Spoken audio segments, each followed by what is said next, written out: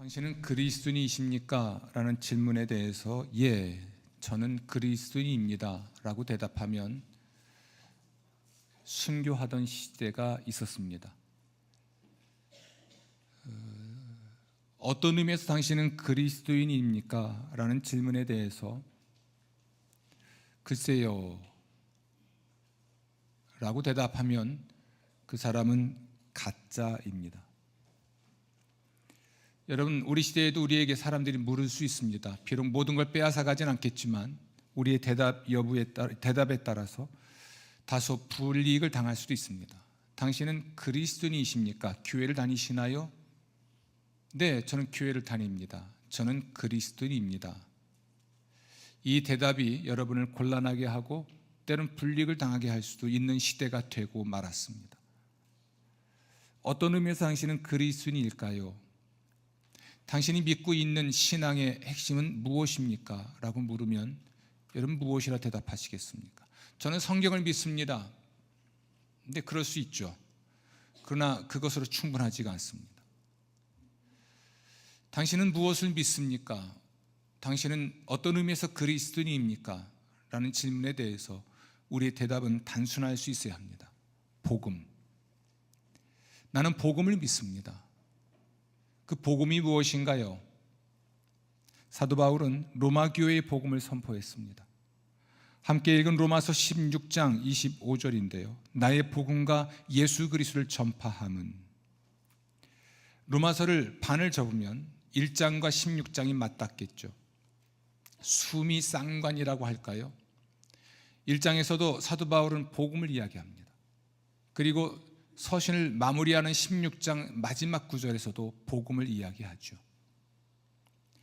이 복음은 모든 믿는 사람을 구원하는 하나님의 능력이라고 로마서 1장 16절 17절은 말을 하고요. 그리고 이 복음은 믿는 사람들을 튼튼히 세워주는 하나님의 능력이라고 로마서 16장 26절은 말합니다. 그러니까 복음은 믿는 사람을 구원하는 능력이고 또 믿은 사람을 견고하게 해주는 능력입니다. 아멘. 이 복음은 하나님이 오랜 세월 동안 감추어 두셨던 신비라고 합니다. 비밀, 시크릿이 아니고 미스테리입니다. 혹은 미스테리아라고 하죠. 하나님의 나타내심, 곧 계시로 지금은 환히 공개되었고 특별히 예언자들의 글로 알려져서 모든 사람이 믿고 순종하게 되었습니다. 이 복음은 예수 그리스도에 관한 선포입니다. 육신이 되셨고 죽임당하셨으나 부활하신 하나님의 아들 예수 그리스도에 관한 선포가 복음입니다. 모든 사람은 하나님 아들의 성육신, 사망, 부활을 믿어 구원을 받고 튼튼해집니다. 로마서 1장은 복음은 모든 믿는 사람을 구원하는 능력이라는 말 때문에 저는 놀랐는데 근본 설교를 어디를 해야 될지 고민하다가 그냥 주어진 본문대로 하기로 결정을 하고 본문을 살펴보다가 어쩌면 학위 논문을 쓰면서도 미처 깊이 생각하지 못했던 하나를 알게 됐습니다. 복음은 믿는 사람을 구원하는 하나님의 능력일 뿐 아니라 믿은 사람을 견고하게 하는 하나님의 능력이라는 사실입니다. 따라서 저는 오늘 복음을 다시 이야기하려고 합니다. 로마서 16장에 등장하는 바울의 동역자들에 관한 이야기를 해볼까 하다가 바울처럼 용기를 내봤습니다. 교회 역사 2000년 동안 교회에서 선포되어 왔고 또한 세상에 선포했던 그 복음을, 그 하나님의 신비에 관한 이야기를 선포하고자 합니다. 복음은 로마서의 주제이고 그러므로 복음을 마무리하는, 로마서를 마무리하는 설교는 복음이어야 하기 때문입니다. 또 복음을 설교하고 재현하는 교회의 행위가 설교를 통해 설명하고 성만찬을 통해 재현하는 이 교회의 행위가 예배이기 때문에 그렇습니다. 또한 복음을 믿는 사람은 구원을 받지만 또한 믿은 사람을 튼튼히 세워주는 것이 복음이기 때문에 오늘 복음 이야기를 다시 하고자 합니다. 복음, 하나님의 신비 이야기의 시작은 하나님의 창조입니다. 사도신경의 첫 번째 문장이 창조주 하나님에 대한 신앙 고백입니다. 하나님은 자기 뜻대로 그리고 자기 밖에 자기를 의존하는 질서를 무로부터 창조하셨습니다. 하나님은 자신의 창조성을 반영하는 자연 그리고 만물과 자기의 형상대로 만들어진 인간을 떠나 계시거나 무관심하지 않고 성령을 통해 보존하시고 사랑하십니다. 하나님은 만물을 선하게 창조하셨습니다. 그러므로 만물은 선합니다. 창세기의 기록대로라면 하나님 보시기에 좋았습니다. 사람 또한 하나님의 선함을 따라 만들어졌고 원초적인 선함을 가진 선한 존재로 만들어졌습니다. 이 창조가 선한 이유는 창조하신 하나님이 선하시기 때문입니다. 그리고 그 하나님이 성육신, 그러니까 창조물이 되셨고 하나님이 종말에 이 창조를 회복하실 것이기 때문입니다. 하나님은 사람을 자기의 모양과 형상을 따라 창조하셨습니다. 그래서 사람은 하나님과의 친밀한 교제를 통해 하나님과 교제할 수 있었고, 하나님의 창조물을 보살피도록 부르심을 받은 자로 하나님의 모든 창조물을 돌볼 책임을 가지고 있었습니다. 사람은 하나님과의 친교와 하나님께 대한 복종으로 창조 세계를 돌보고 그 세계의 풍성함을 나타내고 이와 같은 삶의 방식으로 하나님을 섬겼습니다. 그러나 최초의 사람 아담의 범죄로 죄가 세상에 들어왔고, 죄 때문에 병을 포함해 허약함을 포함해 사망이 세상에 들어왔습니다. 사람과 만물은 원초적인 선을 상실했고, 그러므로 전적으로 부패하여 탄식하게 되었습니다. 하나님의 형상을 상실해서 하나님과 절교하게 됐고, 하나님의 창조 세계를 보살피는 소명을 상실하고 오히려 마귀에게 넘겨줬습니다. 만물을 하나님이 대신하여 돌봐야 될 소명을 받았던 인간은 더 이상 만물을 돌보지 못하고 관리하지 못하고 오히려 만물을 섬기는 자가 되었고, 마귀는 이 세상 임금이 되어 인간을 대리하여 세상을 통치하는 악의 세력이 되고 말았습니다. 악은 자유의 오남용에서 발생합니다. 초대교회 교부들은 현대 세계에 있어서 자연의 비극적인 상황은 천사와 인간이 자신들의 자유의지를 잘못 사용한 결과로 보았습니다. 다시 말씀드려 보겠습니다. 자연의 비극은 천사와 인간의 타락으로 인한 것이다. 우린 인간의 불행에 대하여 인간의 타락으로 인한 것이라고 말할 수 있겠는데, 자연의 비극이 천사와 인간의 타락으로 인한 것이라는 것이 낯설지만 진리입니다. 하나님의 창조물이었던 루시퍼는 자기의 자유의지를 잘못 사용하여 타락했고, 하늘에서 쫓겨나 땅 위에 인간에게 왔습니다. 이 루시퍼는 땅 위 인간, 자유의지를 가진 인간을 유혹했고, 인간은 자신의 자유의지를 오남용하여 전적으로 타락했습니다. 아담과 하와의 선택은 선과 악 사이의 선택이 아니었습니다. 왜냐하면 최초의 사람 아담과 하와에게는 악에 대한 이해가 없었기 때문입니다. 그런 어떤 선택이었을까요?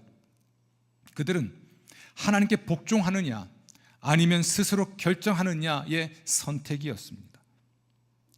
따라서 악이라고 하는 것은 하나님을 향한 극렬한 저항이고 반역이고 불복종이고 반감입니다.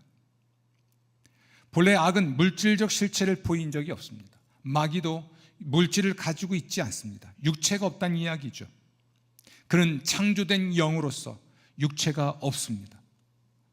그보다 이 악이라고 하는 것은 하나님의 의지에 대한 저항입니다.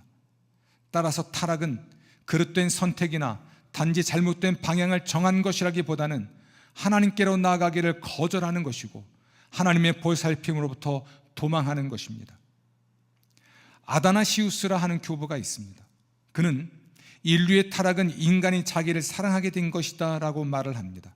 이 또한 진리입니다. 아담과 하와가 타락하는 과정에 보면 하나님이 금지하신 나무의 열매를 보고 보암직하고 먹음직하고 지혜롭게 할 만큼 탐스러웠다라고 기록되어 있습니다. 따라서 최초의 사람 아담과 하와는 하나님과의 관계보다 자신들의 욕구, 흥미, 욕망에 집중했고 그러므로 영적인 것을 박탈당했습니다. 오직 자기 이익과 자기 사랑으로 들어가는 문을 활짝 열어버렸습니다. 이러한 죄에 대한 형벌은 죽음입니다.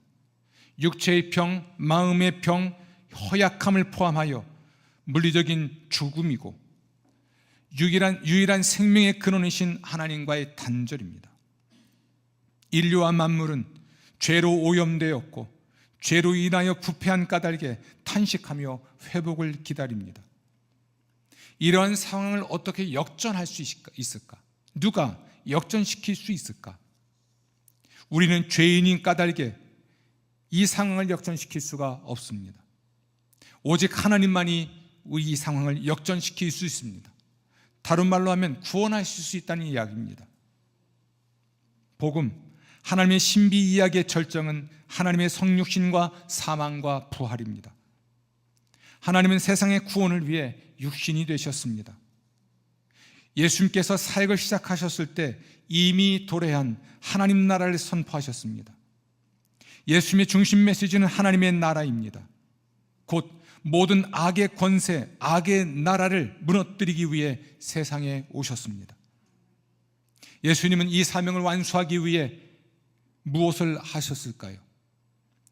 첫째로 예수님은 사탄의 권세를 결박하셨습니다. 결박했다는 것은 마귀를 무장해제했다는 것인데요, 그의 힘을, 세력을 무력화했다는 말입니다. 세상에 계시는 동안에 예수님은 귀신을 쫓아내신 일이 있습니다. 이때 사람들, 특히 유대교 지도자들은 예수님이 귀신의 왕의 힘을 빌려 귀신을 쫓아냈다고 예수님을 비난했습니다. 그때 예수님이 하신 말씀은 위대한 진리고 예수님의 복음의 승리에 관한 말씀입니다. 마태복음 12장 29절입니다. 어떻게 해야 힘센 사람의 집에 들어가 그 집 물건을 털 수 있겠소? 그 힘센 사람을 먼저 묶어두어야 하오.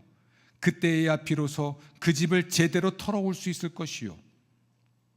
예수님의 이 비유에 담긴 위대한 진리는 예수님께서 귀신을 물리치시고 귀신의 나라를 함락시키고 승리하셨다는 말씀입니다.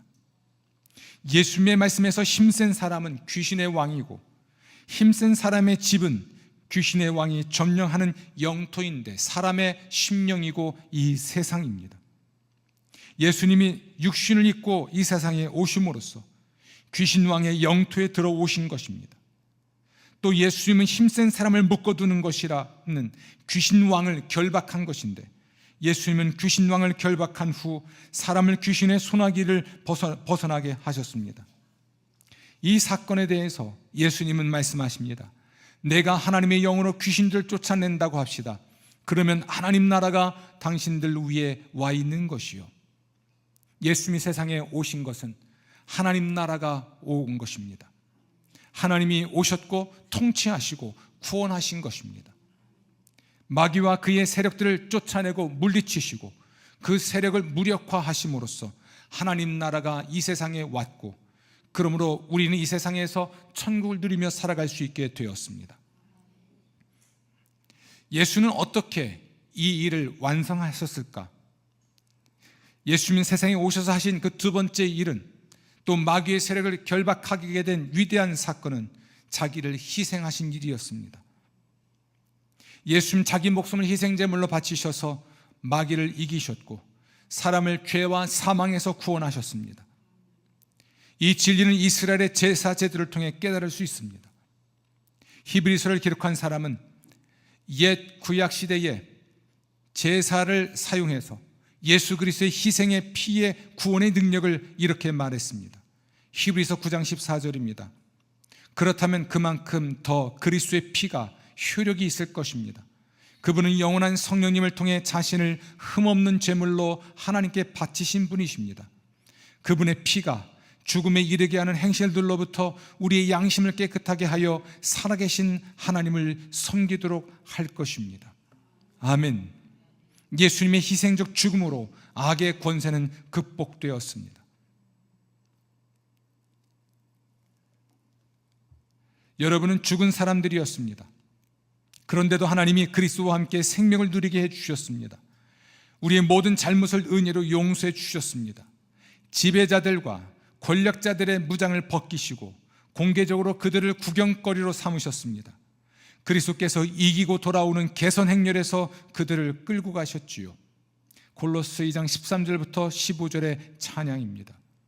주목할 건 지배자들과 권력자들의 무장을 벗기시고 공개적으로 그들을 구경거리로 삼으셨다는 말인데요, 이것은 예수님의 죽음을 통해 이루어진 사건입니다.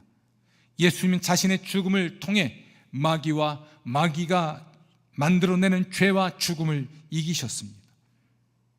예수님의 이런 희생적 섬김을 통해 우리는 구원받고 악에서 승리할 수 있게 되었으며 예수님 재림하시는 그날 최종 승리를 누리게 될 줄로 믿습니다. 아멘. 확실히 예수님은 하나님의 구원에 관한 모든 것을 성취하셨습니다. 동정녀 마리아의 몸에서 태어나 사람이 되시고 사람의 죄를 담당하시고 죽임을 당하셨을 뿐 아니라 부활하셔서 악의 권세를 정복하고 승리하셨습니다. 초대교회의 신앙 고백은 사도행전 2장 36절에 기록되어 있습니다. 예수는 주와 그리스도이시다. 아멘. 에베소 1장 10절에 따르면 예수는 하늘에 있는 것이나 땅에 있는 모든 것을 다스리시는 주이시고, 골로새 1장 20절에 따르면 예수는 땅 위에 있는 것들이든 하늘에 있는 것들이든 모든 것들을 완전히 화해시키는 그리스도이십니다. 주로서, 임금으로서 하늘에 있는 것, 땅에 있는 모든 것을 다스리시고, 그리스도로서 땅 위에 있는 것들, 땅 아래에 있는 것들, 하늘에 있는 것들, 그러니까 존재하는 모든 것들을 구원하십니다. 예수님은 사람은 물론 만물을 다스리시고 구원하신다는 것을 우린 총괄교리라 말합니다. 로마서는 단지 사람의 구원만을 말하지 않습니다. 자신들의 구원을 위해 탄식하는 만물에 관한 이야기로 하나님의 구원의 범위를 확장한 것이 로마서입니다. 로마서는 단지 유대인만의 구원이 아니라 이방인의 구원, 세상 모든 사람의 구원을 이야기할 뿐 아니라 하나님이 창조하신 만물, 자연과 물질의 구원도 선포하고 있습니다. 빌립보서 2장 6절부터 11절이 총괄 교리의 진수입니다. 예수님은 사람의 모양을 띠고 태어나시니 죽기까지 순종하셨네. 그래서 하나님도 예수님을 높이 높여주셨네. 그리하여 예수님 이름 앞에 다 무릎 꿇도록 하심이네. 하늘 위나 땅 위나 땅 아래에 있는 모든 것들이. 아멘. 그러니까 예수 앞에 무릎 꿇는 존재는 인간만이 아니라 하늘 위, 땅 아래에 있는 모든 것들, 존재하는 모든 것들이 예수 앞에 무릎을 꿇고 예수는 주, 예수는 그리스도라 고백한다는 것입니다. 하나님의 구원은 총괄 구원입니다. 사람은 물론 자연과 물질을 포괄하여 구원하시기 때문에 총괄 구원이고, 이것을 우린 총괄 교리라고 말을 합니다. 총괄 교리의 핵심 주제는 죄와 죽음 아래에 있는 존재가 사람만이 아니라 자연과 물질 또한 죄와 죽음 아래에 있다는 것에서 출발합니다. 죄의 결과는 죽음입니다. 죽음은 존재하는 모든 것, 모든 관계에 영향을 주고 따라서 이 세상에는 영원한 것이 없습니다. 그러나 하나님의 선교는 모든 창조물을 죄와 죽음에서 해방하고 이 세상에서의 생명과 영원한 생명으로 옮기는 것입니다. 따라서 요한복음 3장 16절에 따르면 하나님은 모든 창조물의 생명을 주기 위해 자기의 유일한 아들을 주셨는데, 하나님의 아들 예수 그리스도를 믿는 사람은 죄와 죽음에서 해방되고 생명을 얻을 뿐 아니라 존재하는 모든 것, 자연과 물질, 사람이 살아가는 모든 관계와 사회와 국가 또한 예수 안에서 생명을 얻게 될 것입니다. 하나님의 선교는 인간과 모든 창조물을 죽음에서 구원하는 것입니다. 우리는 죄와 죽음으로 둘러싸인 해체된 세상에서 살고 있습니다. 하나님은 창조, 성육신, 사망, 부활, 재림을 통해 시간과 공간, 물질과 생명체, 만물과 문화, 사람과 삶을 구원하고 통치하십니다. 우리는 하나님의 선교 사건, 곧 하나님의 아들 예수 그리스도의 성육신과 사망과 부활 사건, 그 신비를 믿고 구원을 받습니다. 그러므로 우리의 구원은 신비에 속합니다. 한 사람이 예수를 믿게 된다는 것은 신비입니다. 한 가정이, 한 가문이 예수 믿는 가정과 가문이 되는 것은 참으로 신비에 속합니다. 이 신비의 은혜를 받았은 우리가 하나님을 찬양하고 예배하는 것이 맞습니다. 빌립보 교인들의 위대한 찬송과 같이 우린 지금 두 번째 오실 예수님을 기다리면서 이렇게 선포합니다. 그리하여 예수님 이름 앞에 다 무릎을 꿇도록 하심이네. 하늘 위나 땅 위나 땅 아래 있는 모든 것들이 혀 있는 사람마다 인정하도록 하심이네. 예수 그리스도께서 주님이시라고. 그리하여 하나님 아버지께 영광을 돌리도록. 아멘. 우리 또한 우리 주 예수 그리스도를 찬양하고 우리를 구원하신 하나님을 예배하기를 바랍니다. 오직 성령 안에서 참된 예배자가 되어 이 위대한 신비, 우리 구원의 이야기를 노래하고 선포하고 시인하고 그것을 통해 구원을 누리는 여러분 되시기를 주의 이름으로 축원합니다. 하나님의 선교는 성취되었습니다. 죽음은 정복되었습니다. 악은 패배했습니다. 생명은 회복되었습니다. 아멘. 하나님의 천지창조와 성육신을 반대하는 사람은 없습니다. 그럼에도 불구하고 예수를 믿는 것은 영혼이 육체로부터 해방되어 영원한 구원을 즐기는 것을 의미한다고 주장하는 사람들이 있습니다. 틀렸습니다. 이러한 가르침은 결국 육체의 부활을 부정하게 되고 현재 하나님이 우리의 몸과 마음을, 자연과 물질을 치료하시는 진리를 부정하게 만들기 때문입니다. 육체에서 영혼을 분리하는 관점은 우리 시대의 영지주의라 할 수 있습니다. 물질을 악하다고 여겨 물질을, 육체를 학대하는 그러한 신앙 말입니다. 예수님의 제자가 된다는 것은 영적인 사람이 되는 것이 무엇을 의미하는 건지 그릇된 관점을 갖게 합니다. 영성은 육체에서의 해방이 아닙니다. 육체에 대한 비난도 아닙니다. 영성은 영과 혼과 몸, 전인적인 것으로 몸과 마음과 영의 회복입니다. 우리 하나님은 예수 그리스도를 통해 우리 영혼만 구원하시는 것이 아니라 우리의 몸을 구원하십니다. 마음을 구원하십니다. 참으로 영적인 사람이 되었다는 것은 몸도 마음도 영혼도 건강한 사람이 되었다는 것을 의미합니다.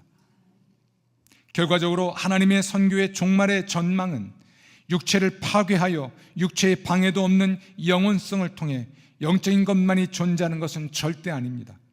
오히려 죽음이 사라지죠.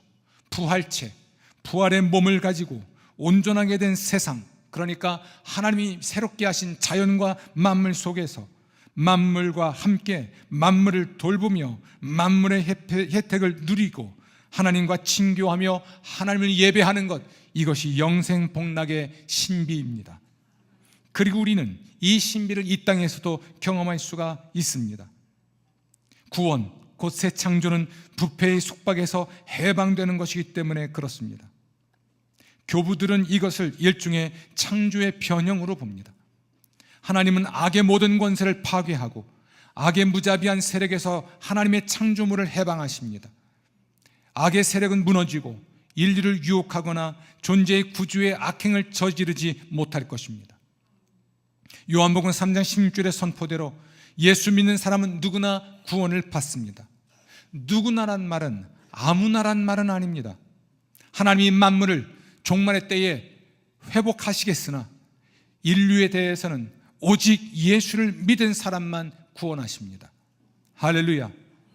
하나님의 구원 사건, 곧 복음을 믿은 사람, 예수 그리스도의 성육신, 사망, 부활을 믿는 사람은 구원을 받아 영생 복락의 축복 가운데 살겠으나 이 믿음이 없는 사람은 믿지 않기로 결정한 까닭에 그는 지옥에서 영원히 살게 될 것입니다.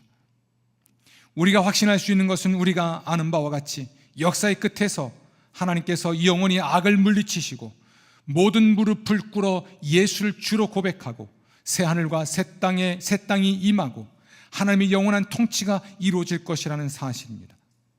이러한 우주적 메시지의 관점에서 볼 때 구원은 땅끝까지 확장되는 것입니다. 교회는, 그리고 우리는 누구든지 목마른 자는 올 것이며 원하는 자는 값없이 생명수를 받을 것이라고 선포합니다. 하나님이 만물을 회복하실 것입니다. 새하늘과 새 땅의 한가운데 흐르는 생명수 강을 인하여 생명을 얻게 될 것입니다. 병, 연약함, 죽음은 정복되고 하나님의 창조가 회복될 것입니다. 하나님의 새 창조가 세상 끝날에 그러나 지금 여기에서 이루어지고 있습니다. 이 생명의 복을 예수 안에서 누리시기를 주의 이름으로 축원합니다. 오늘 이야기를 마무리하겠습니다. 창조 때부터 하나님의 선교는 창조물과의 친교를 복원하는 것이었습니다. 하나님은 우리와 세상과의 관계를 회복하기 위해 우리 역사 속으로 들어오셨습니다. 성육신 하셔서 두 번째 아담이 되셨고 우리가 우리를 위해 할 수 없는 일을 하셨습니다.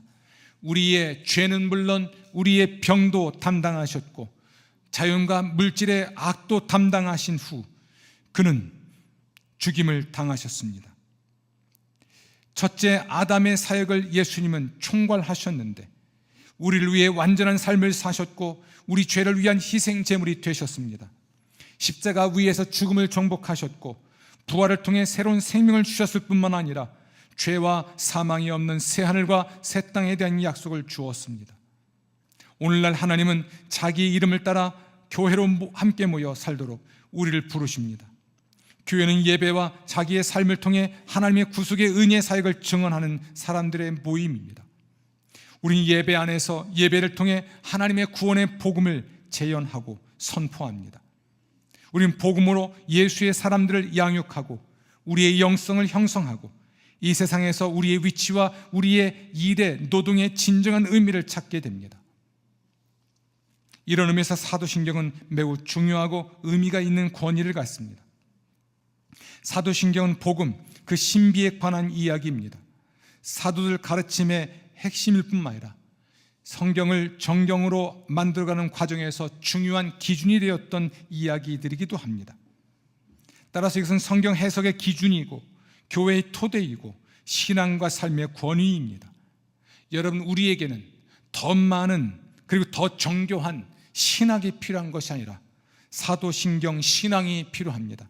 참 단순합니다. 나는 창조주 하나님을 믿습니다. 나는 하나님의 아들 예수 그리스도를 믿습니다. 나는 성령을 믿습니다. 단순한 이 신앙 고백으로 그들은 그리스도인임을 확인했고 그 고백 때문에 그들은 순교했습니다. 더 많은 신학, 더 정교한 신학이 발달한 우리 시대는 우리의 신앙을 더욱더 회의주의로 만드는 것 같습니다. 단순해집시다. 사도신경으로 우리의 신앙을 늘 확인합시다. 고대의 그리스도인들은 아침에 눈을 뜰 때마다 사도신경으로 신앙을 고백하고 일터로 나아갔다 합니다. 내가 누구인지, 내가 믿는 바가 무엇인지 확인하는 것이죠. 고대의 그리스도인들은 사도신경으로 기도를 했다는 기록이 있습니다. 하나님을 믿고 그의 아들 예수 그리스도를 믿고 성령을 믿는 까닭에 영생을 믿게 된 신앙 고백으로 기도를 했습니다. 여러분, 그러므로 우리가 사도신경으로 우리의 신앙을 확인하고 고백하고 선포하고 실천해야 하겠습니다. 이 사도신경은 고대로부터 교회가 세상에 선포했던 복음입니다. 로마서의 핵심을 다 담아낸 위대한 복음이 사도신경으로 요약 축약되어 있습니다.